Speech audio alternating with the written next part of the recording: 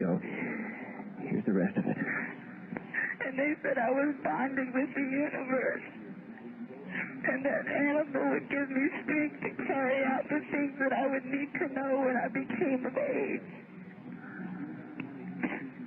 And then after it happened, they killed the animal and they poured his blood all over me. And then I just sat there and I kept asking why, and they would never tell me why. They said that the blood covers and protects. That's all they would tell me. Well, Rebecca, that is a perversion of scriptural truth, because it is the blood of Christ that covers and protects us and forgives us from all sin. You can help me? The first thing we can do is pray for you. Does it hurt? It doesn't hurt. Do I have to cut myself? You do not have to cut yourself. In the name of our Father in heaven and His Son, the Lord Jesus Christ, we just pray right now for the peace and comfort of God to come upon Rebecca. We bind all the powers of darkness, and I place the blood of Christ on Rebecca right now. You are bound. And Rebecca is being loosed. Rebecca is being loosed by the power of Jesus Christ. Don't worry, Rebecca. God is in control. Don't you worry. Who are you? Who are you? The keeper? You are not the keeper. You are not the guardian. Who am I? You are subject to Jesus Christ. You who call yourself keeper, is Jesus Christ Lord? To whom does she belong? Right now, she belongs to my master. She will not continue to belong to him. We'll do everything we can to terminate her. You can't terminate her. I'm so confused. You who call yourself the keeper, speak to me. In the name of Christ, you speak to me. What? You will let her go. Why should I let her go? She belongs to me. Not forever. I was sent here to protect her, to guide her, and to lead her. Jesus Christ came here to die for her. She has not yet made that choice. She will make that choice, and you know very well it's a miracle that she called. It's a miracle she called today, isn't it? Isn't it?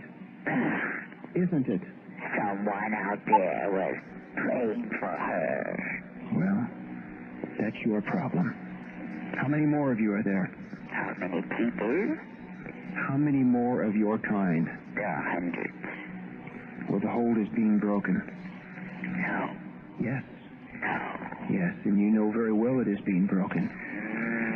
God did not have her call me by an accident, and God would not have thousands of people praying right now. And you know very well that your hold is being broken now. We will have her on our Hallows Eve. No, you will not have her on your Hallows Eve. You will not have... Ours. No, she will not be yours forever. She will belong to Jesus Christ. She, like David, will burn. He's deceived. Who's David?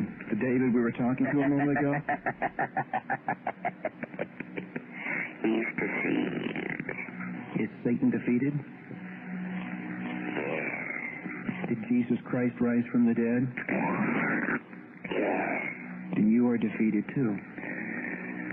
And your hour has come to an end. I have a right to be here. What is the right? She has not accepted your God.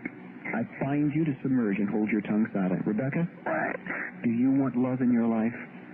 I'm scared of it. Do you want it? Yes. Do you want God? I don't know who he is. Do you want him? Do you want him if he is love? If it's true. Then say, I, Rebecca. Keeper, stay out of the way. In Jesus' name. Say, I, Rebecca. I, Rebecca. Want love. What love? I want God. Stay out of the way, Keeper. Stay out of the way. What love? I want out. I want out. Say, I put my trust I put my trust in God. in God. In God. Stay out of the way, keeper. God. And Jesus Christ.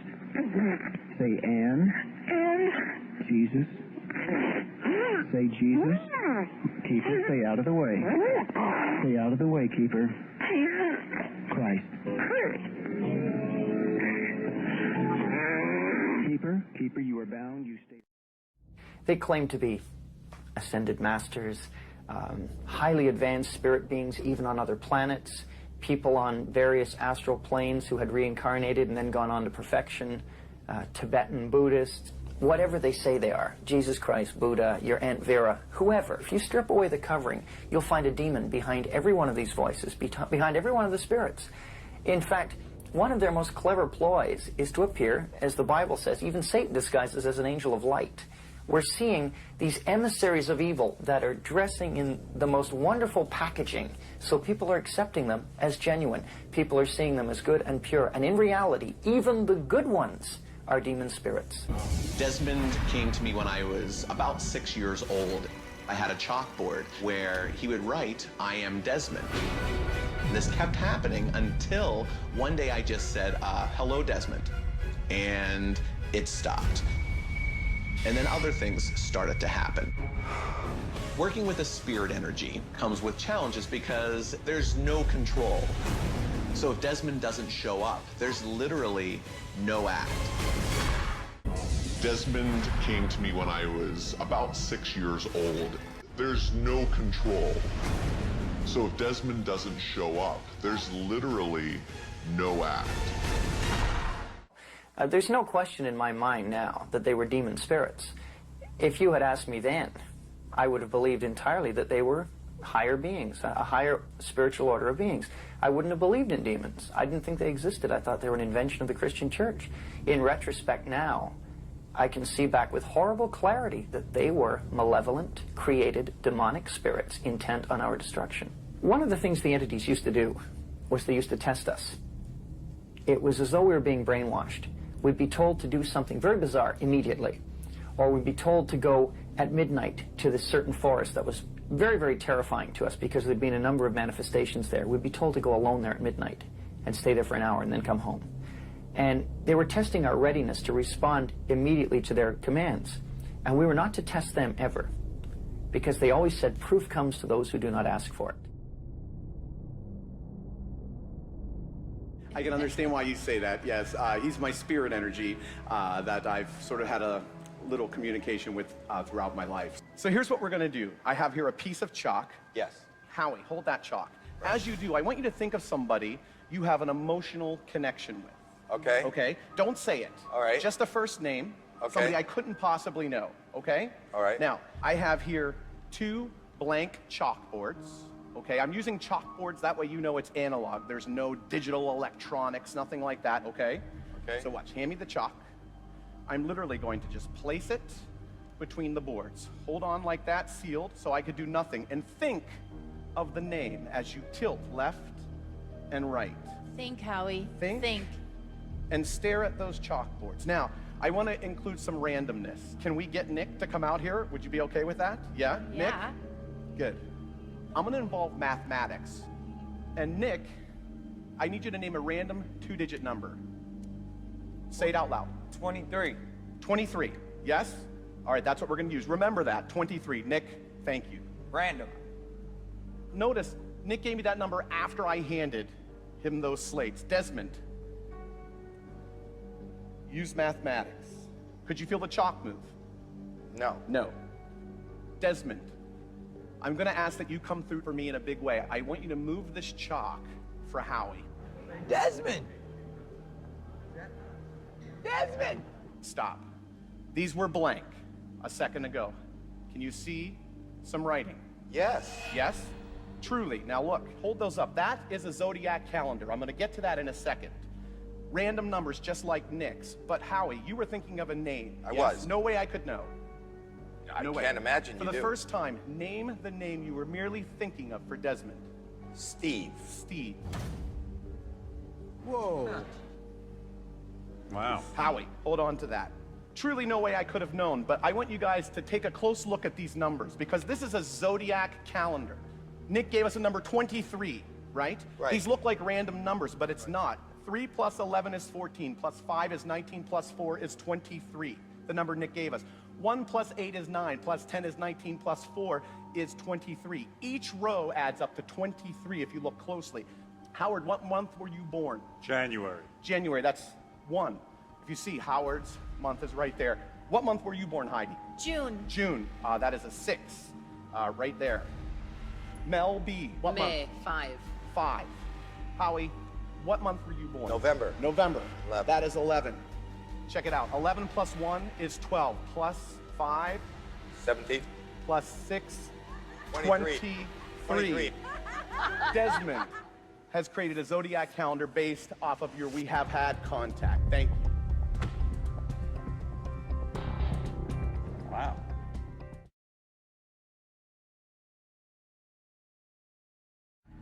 Tonight, whatever I do to this doll, Desmond is going to make you feel. So I need you to sit up straight, close your eyes. Easy. Good. What does that mean? I've placed Desmond inside of you, Mel. Tonight, I need to know, do you believe in Desmond? Be honest. Not really. Wrong answer, Mel B. Lucky for us, I brought with me my scary spice doll. I call this last part the convincer. Oh no. Did you feel it? Yes? Yeah! Give Mel B a big round of applause! My God! No! Be careful.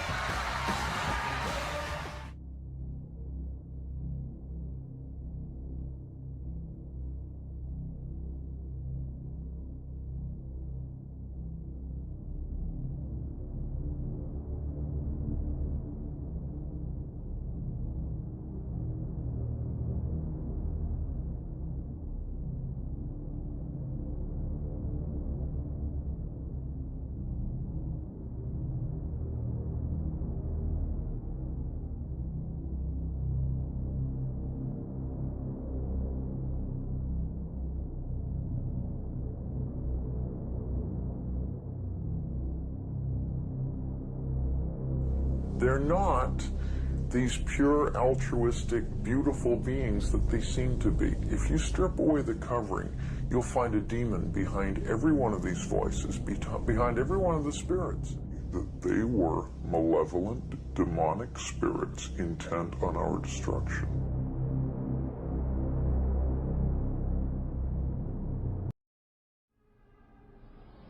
One of the driving forces behind this movement, the Illuminati, is the satanic cult movement in this country today. So I began my little journey forward. And one of the matters that I developed information about was an individual I learned about was Aleister Crowley. He likes to have his name pronounced Crowley to rhyme with holy.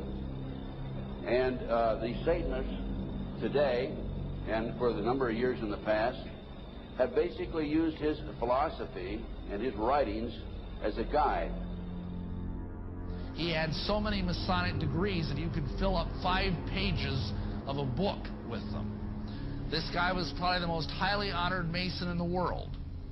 He styled himself the wickedest man in the world. He believed himself to be the great beast, and he changed his name to Aleister Crowley so it would add up in both English, Hebrew, and Greek Kabbalah as 666. In 1904, Crowley had a communication with an extraterrestrial being named Iwas. And this being, through his wife, kind of a channeling type operation, brought forth a book that was called the Book of the Law in 1904. And this book declared that the slain and risen God, i.e. Jesus, had stepped off the throne, and that a new God, the crowned and conquering child, was taking his place. As a result of this, Crowley proclaimed the end of Christianity and the start of Crowleyanity. Crowley taught that the way you could live forever was was by vampirizing little children sexually. And he personally bragged of having slaughtered 150 male children in 1 year. This is why he was called the wickedest man in the world. And now listen to this sentence, folks, closely. For the highest spiritual working, one must accordingly choose that victim which contains the greatest and purest force. A male child of perfect innocence and high intelligence is the most satisfactory and suitable system. We're talking about human sacrifices.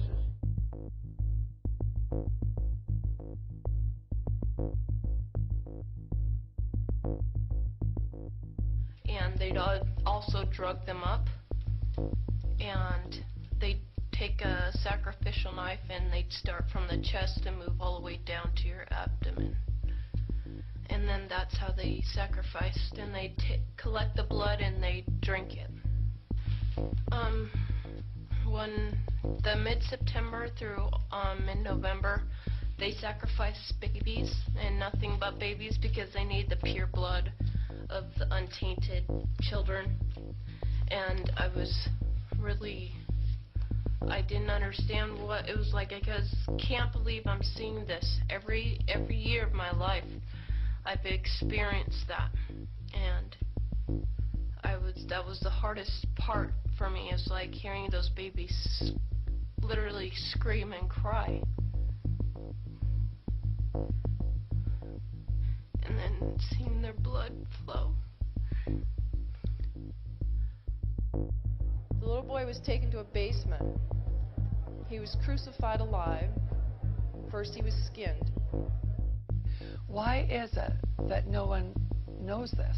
Because there's Satanists in the police force and also in the government, the army. They're everywhere. They're even on the council of, the representatives of the United States also. And they're silenced because this is not being exposed, because they don't want it to be exposed. Because they're really good at lying and hiding things. Rebecca, what happens to the people that want to come out of Satanism? They get killed. They get followed. They get taken. They get sacrificed in front of the congregation of the Satanic Church. Why? Because they know too much information about the Satanists and who their names and places of where they keep the people underground, and they just know too much information. It's like being in a gang or in a mafia. You don't get out alive without consequences.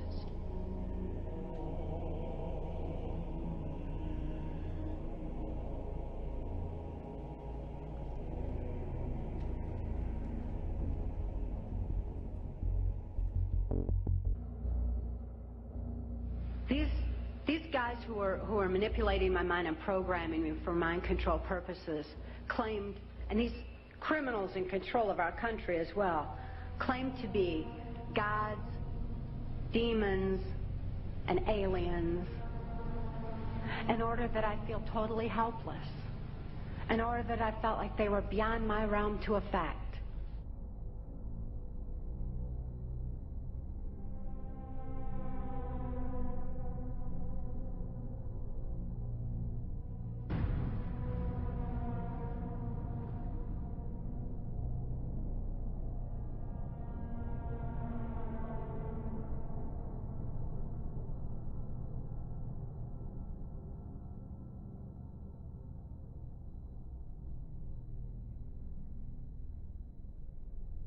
Why do they keep the aliens in a Faraday-shielded environment?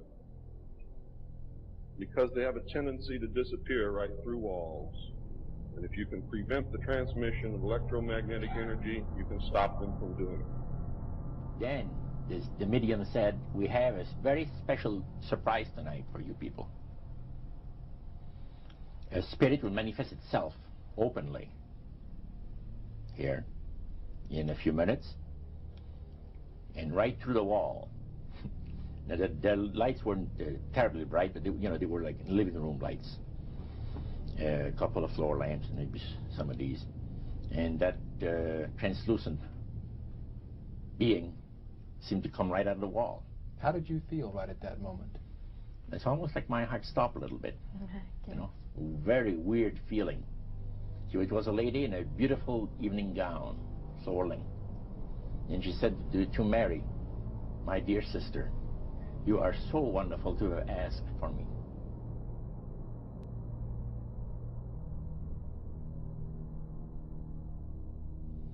So, he said the supposed spirits of the dead that you're talking with are demon spirits. They're fallen angels. They're beautiful beings. Just set it out, just like that. Oh, yeah. It didn't make you uneasy when he said they were Well, demon it shocked you a little bit, you know.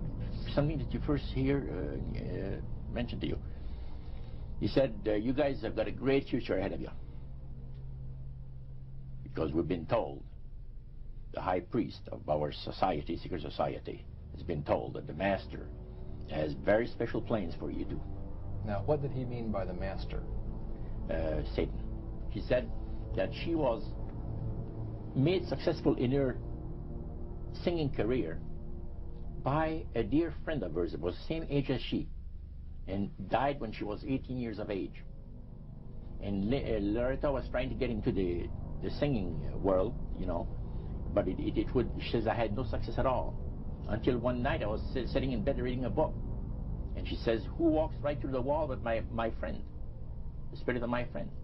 And she says, Loretta, I'm going to make you a very famous person in singing Western country music, and I will be with you all the time.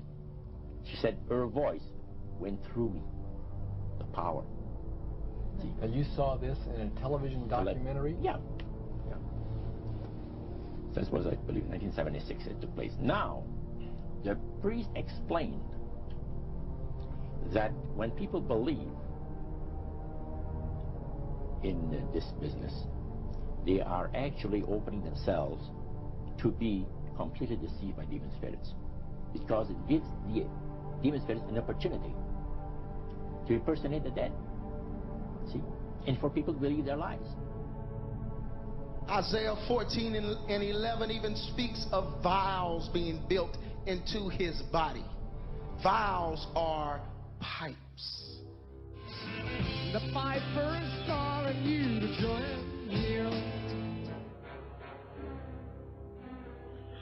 The Illuminati doesn't produce rock music to entertain you.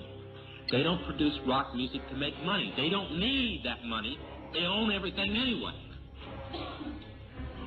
They do it to put demonic influence in your life.